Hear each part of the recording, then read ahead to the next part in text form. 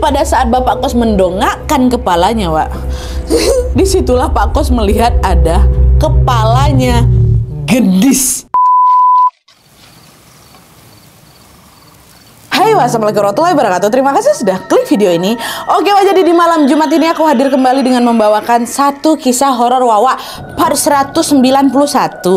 Buat kalian yang nggak mau ketinggalan kisah horor Wawa lainnya, bisa langsung cek aja ke playlist Wawa. Ada KHW part 1 sampai part sekarang nih, udah panjang kali part kita ya. Nah, di KHW malam ini aku akan menceritakan pengalaman Wawa kita yang mendapatkan teror mistis setelah iseng-iseng main jelangkung, Wak. Dan ternyata teror ini nggak hanya menghantui Wawa sama teman-temannya nih aja, melainkan semua teman kosnya yang nggak ikutan main, bahkan bapak kosnya yang juga nggak ikutan main kena teror juga. Tapi yang uniknya di sini, di balik teror menyeramkan itu, di akhir kisahnya ini, Wak, nanti akan ada plot twist yang aku yakin bakal bikin kalian senyum-senyum sendiri.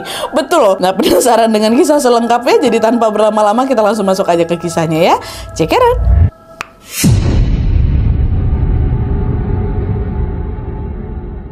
Oke, Wak, jadi kisah yang aku sampaikan malam ini dikirim sama Wak kita yang bernama Ari. Halo Mas Ari. Nah, pengalaman horor yang dialami sama Ari ini terjadi pada sekitar tahun 2015 sampai 2016 silam, Wak.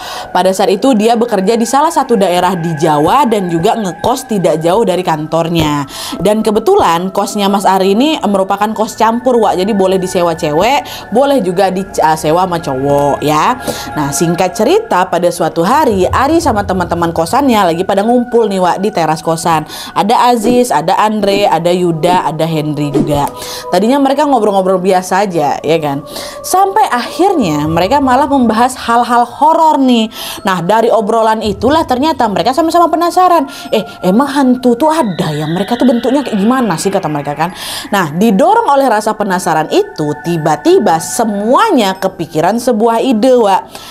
Kita coba main jelangkung aja yuk. Besok malam Jumat, harusnya juga masih bulan purnama nih. Yolah yuk, biar seru kita main dekat bangunan kosong dekat sini aja, katanya. Nah, kebetulan di kawasan kosan mereka itu memang ada sebuah bangunan kosong yang sudah terbengkalai selama bertahun-tahun, Wak. Lokasinya memang agak jauh kalau jalan kaki, tapi dekat kalau misalnya naik motor. Udahlah, kita main di situ yuk, kata gitu. Setuju rupanya kawan-kawanin semua, Wak, dengan ide main jelangkung tadi. Sepakat ya, besok kita main ya, kata mereka. Nah, singkat cerita, besok malamnya mereka betul-betul datang, Wak, ke bangunan kosong itu sambil membawa kemenyan serta jelangkung yang memang mereka buat sama-sama ini. Sesampainya di sana, mereka pun langsung masuk dan memilih spot yang pas untuk permainan itu. Dah di situ aja, Wak, yuk. Dah pergilah ngumpul semua di situ. Lalu setelah itu jelangkung yang mereka bawa ini mereka tancapkan kayak gitu di tanah dan mereka buat melingkar mengelilingi si jelangkung ini. Saat itu mereka duduk berkeliling sambil pegangan tangan nih, Wak. Jadi nggak sambil megang jelangkung, mereka pegangan tangan. Orang jelangkungnya kan ditancapin itu kan. Mereka pegangan tangan dengan kesepakatan nanti kalau ada sesuatu yang menyeramkan mereka nggak boleh bersuara. Mereka hanya boleh meremas tangan yang mereka pegang ini sebagai kode kalau ada hantu nih kayaknya kayak gitu. Jadi kode-kodeannya remas-remasan tangan kan. Dah tuh, setelah semua siap, mereka pun mulai membakar kemenyan dan membaca mantra-mantra dalam permainan jelangkung. Jelangkung, gitulah semua. Aduh merinding. Nah, tidak lama setelah membaca mantra itu, seketika Ari, Wawa kita ini terkejut karena Ajis yang waktu itu duduk di samping dia tiba-tiba ngeremas tangan dia dengan kencang. Ngapa sih Ajis nih? Menyadari ada yang nggak beres, Ari bisik lah ke Ajis kan. Ngapa, Ajis? Kau nengok apa? Di situ Ajis nggak jawab apa-apa, Wak. Dia hanya memberikan kode lewat matanya dan menunjuk ke salah satu titik di samping Ari. Ari sini kan? Gitu. Ari yang penasaran, refleks lah dia langsung nengok ke titik yang ditunjuk sama si Ajis tadi.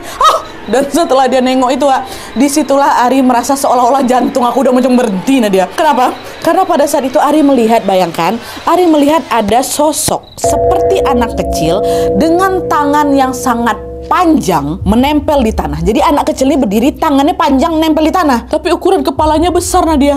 Betanduk, giginya betaring, dan sorot matanya warna hijau tua. Bayangkan sama kalian kayak gimana, ha? Dan sosok itu menatap mereka semua di sana sambil menjulurkan lidahnya yang sangat-sangat panjang. Astagfirullahaladzim. Ketika melihat keberadaan sosok itu, Wak, seketika Ajis nih, ha? Dia langsung berdiri ngomong kasar. Kurang ajar kowe, pergi, jangan ganggu teman-temanku, katanya. Dan tidak lama setelah Ajis ngomong itu, Wak, mereka semua kembali dikejutkan dengan suara ketawa cekikikan perempuan Nadia. Suaranya nggak cuma satu, banyak. Nah ketika Ari mencelingak-celinguk sambil mendongakkan kepalanya ke atas, Wak, disitulah Ari melihat ada banyak sekali kuntilanak yang terbang di atas mereka, Wak. Yang nengok itu bukan aku aja, Nat. Kawan-kawan aku nengok semua lari, semua terbirit-birit ninggalin tempat itu. Tahu? Wah, berlari lah ninggalin bangunan kosong itu kan. Bukan jalan, naik motor langsung balik ke kos. Nah, singkat cerita mereka pun sampailah ini di kosan kan. Dan FYI memang kosan mereka ini bukan berbentuk bangunan kayak kosan-kosan gitu, Wak. Bentuknya macam rumah pada umumnya. Memang kamarnya aja yang banyak-banyak gitu kan. Dan pun bapak kosannya tinggal di rumah itu juga. Sesampainya di sana mereka buru-buru lah masuk ke kos lewat pintu utama, pintu depan nih. Wah, buka, doa masuk semuanya. Nah tapi, Wak, pada saat mereka menutup pintu kos, which is mereka semua ada di dalamnya, pintu udah mau ditutup, mereka mau masuk kamar masing-masing nih. Tiba-tiba aja waktu mereka balik badan, Wak, mereka semua mendengar seperti ada sesuatu yang nabrak pintu dari luar. Padahal mereka ada di dalam nih, mereka dalam tutup pintu, wah gitu. Dan itu suaranya kencang kali, saking kencang ya sampai-sampai teman kosan mereka yang nggak ikut main ini, Febri namanya, keluar dari kamarnya. Kesal dia, Wak. Wah, kalian kalau nutup pintu pelan-pelan lah, kata siapa, kata Febri, kan nanti jebol pintunya. Mana malam-malam pula kalian banting pintu tuh, kata Febri. Nah nengok kejadian itu, mereka yang ada di dalam rumah ini cuman bisa tatap-tatapan.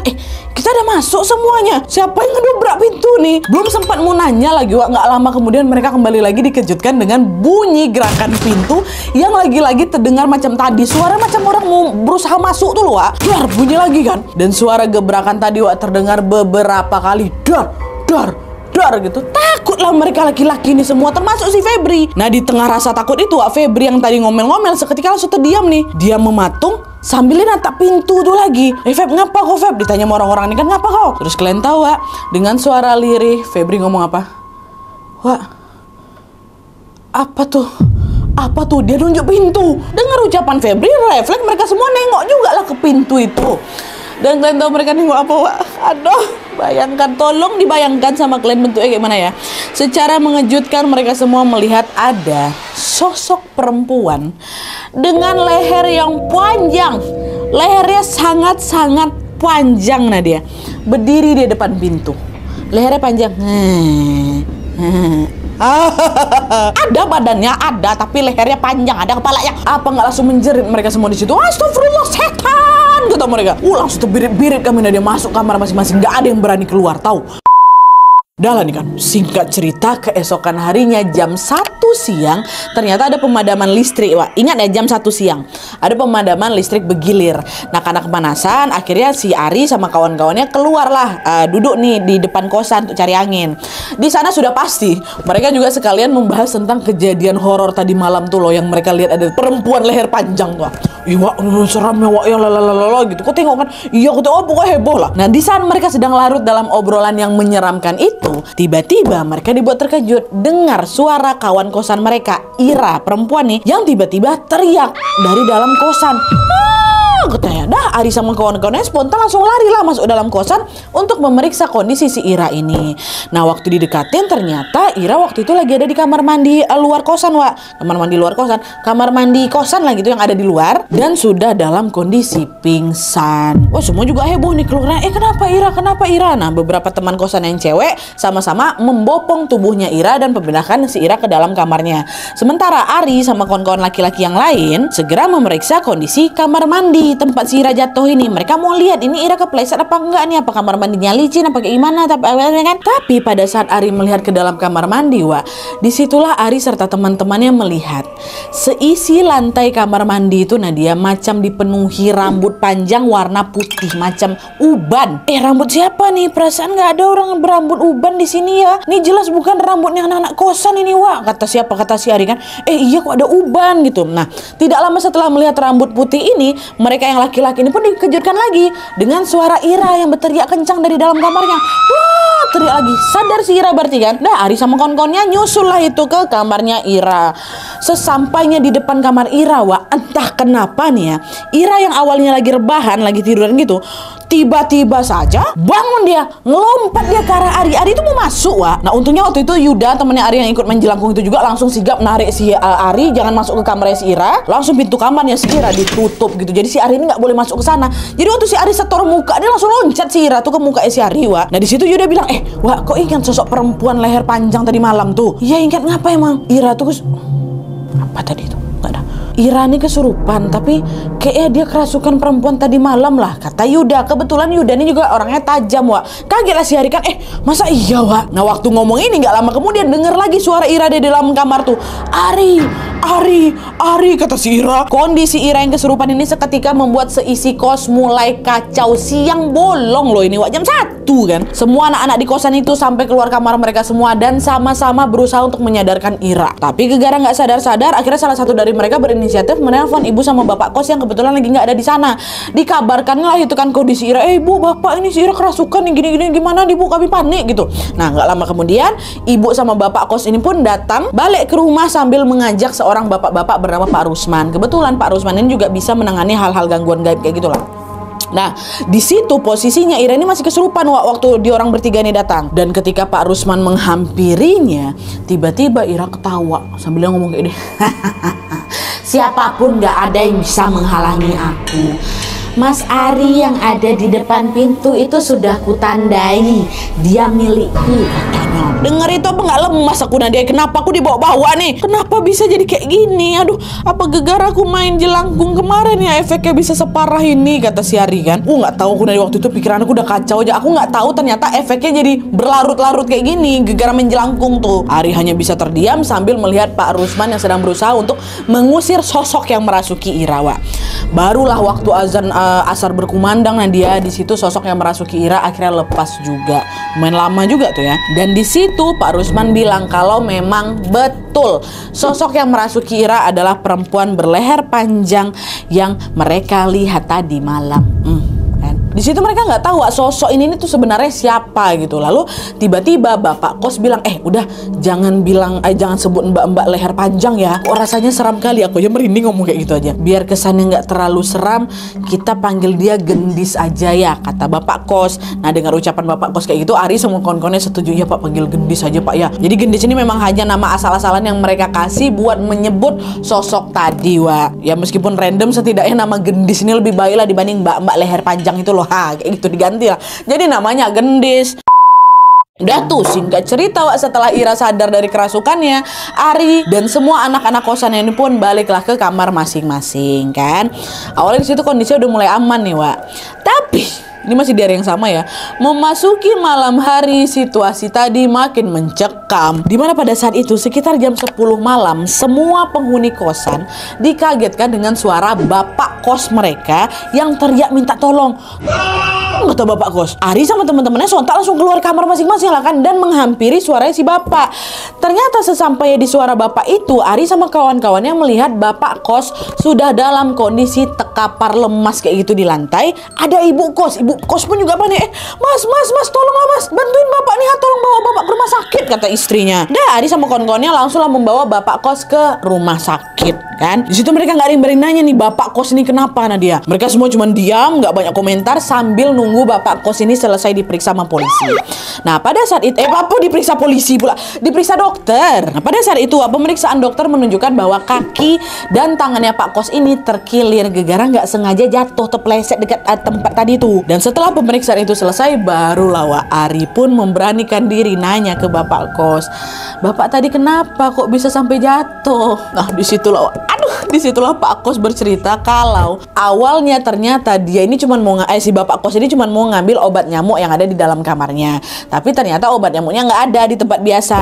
Nah, Pak Kos ini berinisiatif buat nyari obat nyamuk itu di atas lemari bajunya. Lemarinya lumayan tinggi lah itu, Wak. Nah, pas tangan Pak Kos ini menjulur dan meraba-raba di bagian atas lemarinya itu, Wak, disitulah Pak Kos ini kaget bukan main karena tangannya tanpa sengaja menyentuh sesuatu yang berambut, ya. Apa nih? Refleks bapak kos makin ngejinjet lagi nih untuk melihat di atas lemari ini ada apa. Tapi pada saat bapak kos mendongakkan kepalanya, Wak, disitulah Pak Kos melihat ada kepalanya gendis kepalanya aja, Wak. Terus lehernya, kan lehernya panjang kan, lehernya mengulur dengan sangat panjang sampai ke samping lemari, dan tepat di samping lemari itulah badannya gendis berdiri. Tahu kalian, kebayang sama kalian kan, ini tuh lemari. Bapak raba-raba di sini ya, kepalanya gendis di sini. Padahal aku udah ada ilustrator ya. Kayak gini lah gambarnya. Terbayang sama kalian, kayak gitu. Nengok penampakan kayak gitu apa nggak langsung hilang kendali. Bapak refleks langsung mau kabur kan, berlari ke belakang. Rupanya di situlah dia terjatuh, terpleset. Barulah itu dibawa ke rumah sakit tuh. Ya Allah, bapak kos, bapak nih nggak ada ikut main jelangkung loh, Wak, kena bapak. Dan ternyata juga akibat malam itu Pak Kos ini belum bisa langsung dibawa pulang gitu loh dari rumah sakit. Karena memang harus ada beberapa prosedur pemeriksaan yang harus dilakukan sama dokter untuk mengecek kondisi Pak Kos ini secara keseluruhan, Wak. Kasihan kan, astagfirullah. Dan bersamaan dengan itu, gangguan yang dialami sama Pak Kos ini pastinya membuat Ari sama teman-teman kosan yang tadi nganterin bapak ke rumah sakit jadi takutlah balik ke kosan. Alhasil banyak dari mereka yang memilih untuk ngungsi ke rumah atau kosan teman mereka yang lain untuk sementara waktu dulu. Malamnya aku nggak mau balik ke kosan itu. Tapi yang nekat balik ke sana cuma 3 orang, Wak. Ari, bawa kita, sama 2 anak kosan perempuan. Si Ira yang tadi kerasukan sama Tika. Ya, waktu itu aku nggak bisa lari kemana-mana. Nah, dia udah aku balik aja lah ke rumah gitu. Sama juga Ira dan Tika kan paling nggak berkawan berdua nih. Kita mau kemana lagi malam-malam, malah nanti nyusahin orang. Udahlah kita balik aja lah ke kosan, kan kita bertiga gitu. Dah, baliklah mereka bertiga nih ke kosan kan. Singkat cerita, Wak, sesampainya mereka di kos, mereka yang awalnya berani-berani aja nih, entah kenapa yang mendadak ketakutan juga. Wak, masuk nak nih. Udahlah sama-sama aja lah kita masuk, bismillah aja, kata orang ini kan. Sama-sama mereka buka lah pintu kosan itu. Assalamualaikum, kata dia. Rupanya ada yang ngejawab, bawa suara perempuan ada di dalam. Waalaikumsalam, kata. Waktu itu posisinya kosan ini kosong, Wak. Ya cuman kami bertiga aja yang balik malam tuh. Siapa yang jawab tadi tuh, kata si Tika. Udahlah diam aja lah kau, udah masuklah kita ke kamar masing-masing lagi, kata si Ari. Dah masuklah nih, Ari masuk, Ira sama si Tika memang di salah satu kamar gitu. Ngibrit lah masuk ke kamar kan. Dah, cuman itu, Wak, sesampai di dalam kamar tiba-tiba Tika sama si Ira ini datang lagi ke kamar aku. Digedor-gedor, ya Ari, Mas Ari, bukalah pintunya Mas, buka, kata mereka kan. Waktu aku buka pintu nggak ada pamit lagi, langsung masuk si Tika sama si Ari ini masuk ke dalam kamar aku. Ngapa kalian nih? Kenapa? Takut kalian ya? Udahlah Mas, diam aja lah Mas. Besok lah kami ceritain, kami takut. Dah Mas ya, malam ini kami di sini dulu boleh? Maaf kali Mas, maaf. Hari ini aja tolonglah. Kami nggak berani Mas berdua aja. Nengok Ira sama Tika mau ngungsi ke kamar, ya bimbang lah aku. Nah dia gimana enggak? Orang berdua nih perempuan, nggak etis lah kalau jadi satu kamar sama aku ya kan. Tapi karena memang situasinya sepertinya urgent kali waktu itu, akhirnya Ari pun memperbolehkan mereka berdua masuk ke dalam kamarnya, Wak. Dan rencananya malam itu pun kami bertiga nggak mau tidur. Nah dia biarlah kami begadang sampai pagi, yang penting kami ngumpul satu kamar kayak gitu kan. Ya udahlah nggak apa-apa, nggak tidur kita ya, kata si Ari. Nah belum banyak ngobrol lagi, Wak, tiba-tiba waktu mereka masuk tutup pintu itu, mereka bertiga dibuat kaget karena terdengar ada suara orang gedor-gedor pintunya si Ari. Ari nanya, "Siapa?" katanya. "Ini saya."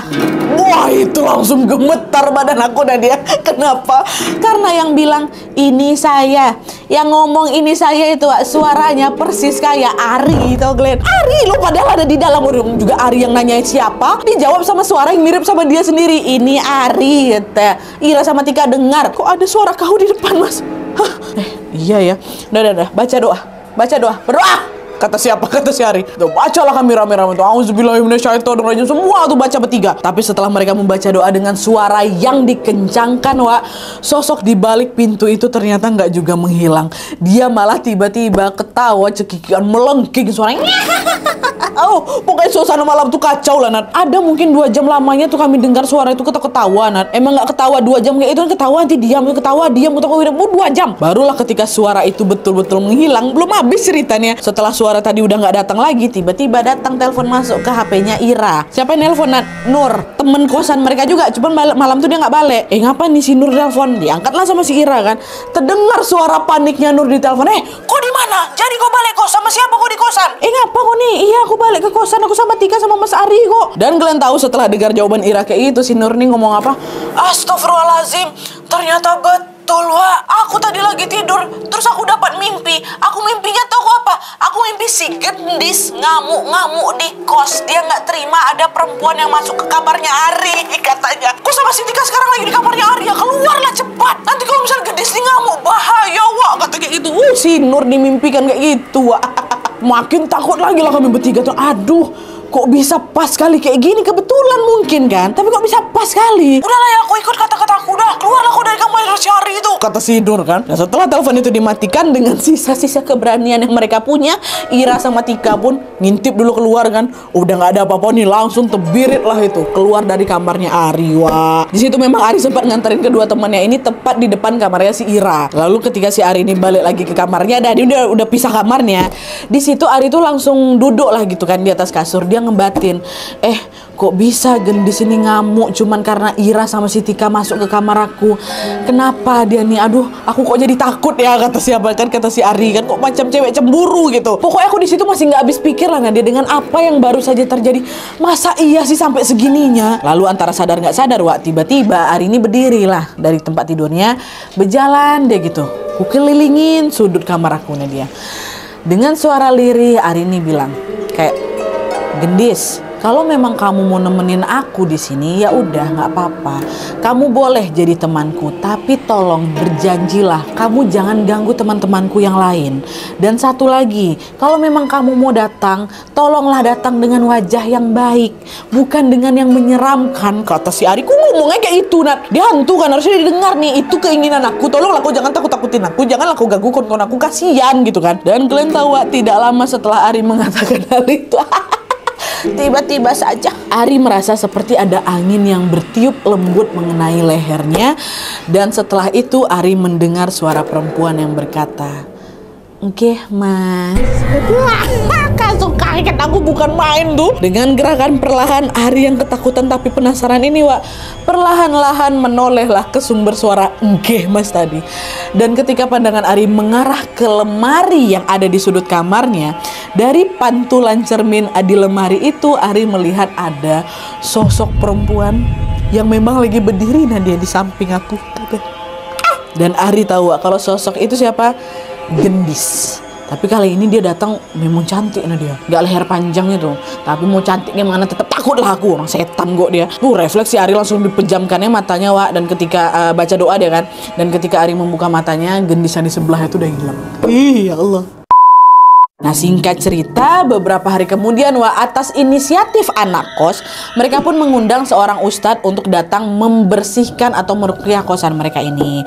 Karena memang sejak Ari sama kawan-kawannya main jelangkung dekat bangunan kosong tuh, semua yang ada di sana, semua yang nggak ikut pun merasa kalau kok kosan ini berubah vibe-nya ya, nggak enak suasananya kayak gitu. Mereka khawatir jangan-jangan ada banyak lagi nih sosok-sosok dari bangunan kosan yang juga terikut kebawa pulang ke kos, nggak cuma si Gendis saja.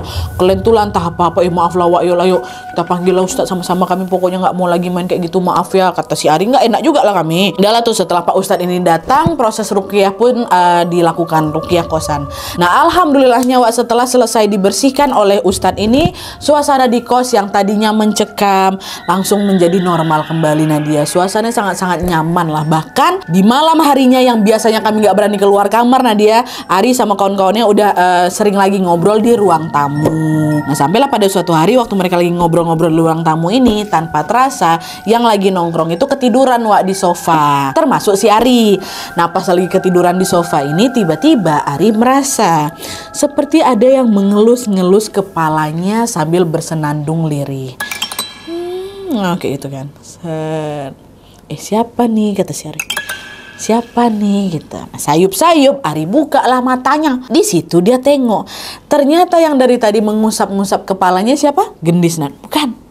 Ira, kawan kosannya tadi. Si Ira mana? Entah kenapa ya Nadia ya, waktu aku dielus kayak gitu sama si Ira, nyaman kali perlakuan aku.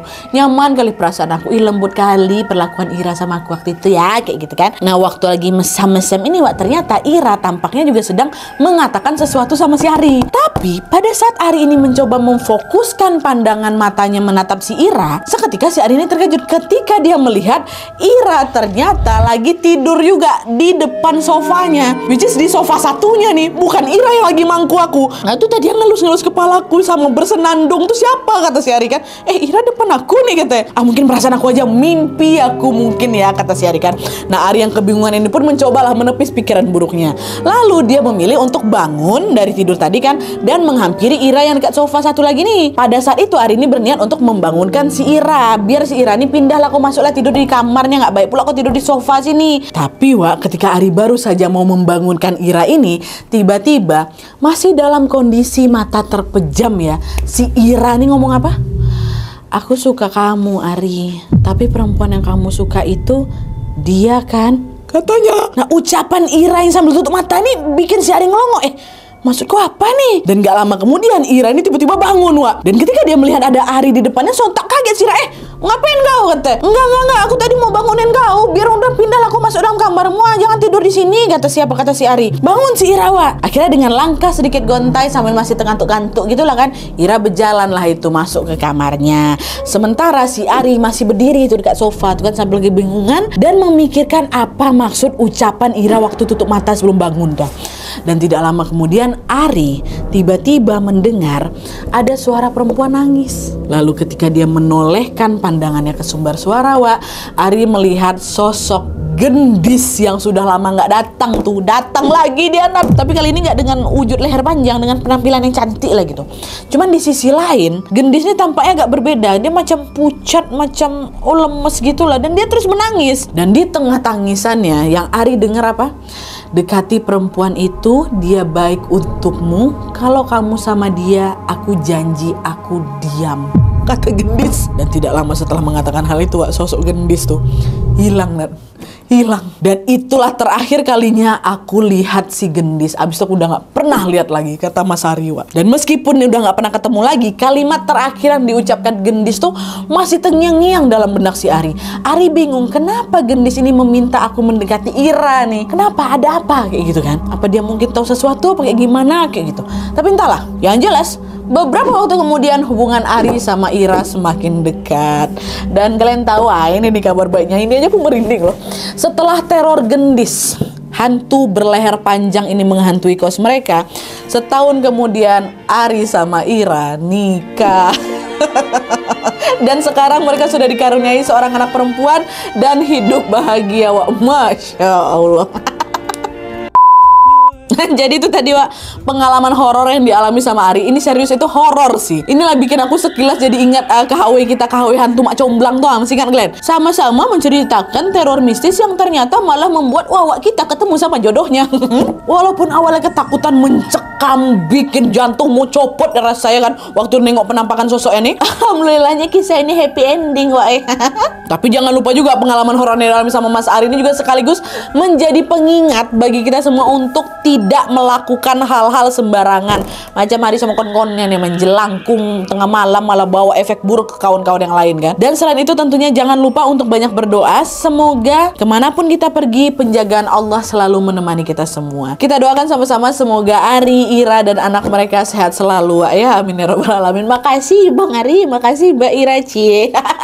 Oke, jadi sekian dulu videonya. Terima kasih banyak yang sudah menonton. Kalau kalian suka video ini, klik like-nya, jangan lupa komen di bawah untuk tidak ada dan saran-saran untuk video selanjutnya. Jangan lupa nyalain notifikasinya supaya kalian tahu kalau aku upload video baru. And as always, jangan lupa untuk klik tombol subscribe supaya kalian sama-sama tahu informasi menarik dan menegangkan dari channel aku. See you next video, bye.